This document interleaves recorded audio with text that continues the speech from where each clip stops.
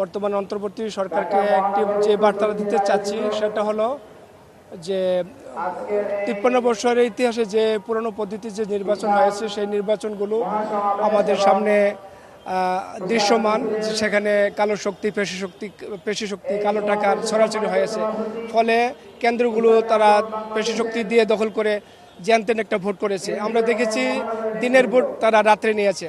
তো আমরা সেই দৃষ্টিকোণ থেকে বলতে চাই যে ৫৪ বছরের পর জুলাই বিপ্লবের মাধ্যমে জন আকাঙ্ক্ষার যে আশা, সেখান থেকে আমরা বলতে চাই যে পূর্বের বন্দোবস্ত থেকে ফিরে আসতে হবে এবং নতুন বন্দোবস্ত আমরা মাধ্যমে দেশবাসীকে আমরা একটি নতুন মেসেজ দিতে চাই। তা হলো যে আমরা পেয়ার পদ্ধতির মাধ্যমেই সে অবস্থা থেকে ফিরে আসা সম্ভব।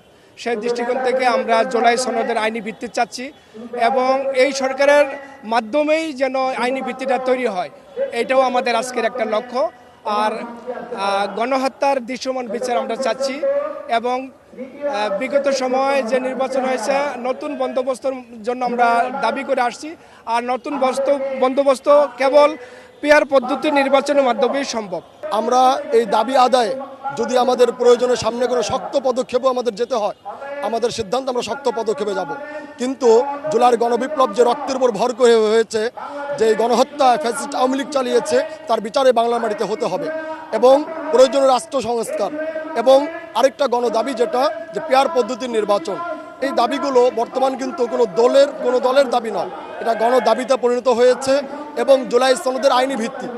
সুতরাং এই বিষয়গুলোর সমাধান না হওয়া পর্যন্ত আমরা বাংলাদেশে কোনো নির্বাচন আমরা হতে দেব না এবং বাংলাদেশের আগামীর ভবিষ্যৎ যেটা রচিত হবে এই বিচার এবং পেয়ার পদ্ধতি নির্বাচন, প্রয়োজনীয় রাষ্ট্র সংস্কার এবং জুলাই সনদের আইনি ভিত্তির মাধ্যমেই এটা হতে হবে, এটাই আমাদের দাবি। আমরা আসলে পেয়ার পদ্ধতির নির্বাচন এই জন্য চাচ্ছি যে আসলে আমরা দীর্ঘদিন দেখছি যে কোনো একটা বড় দল নাম দিয়া 30 থেকে বা 40% ভোট নিয়ে তারা ক্ষমতায় যায়, আর প্রায় 60% সমর্থন বাহিরে থাকে, ক্ষমতার বাহিরে।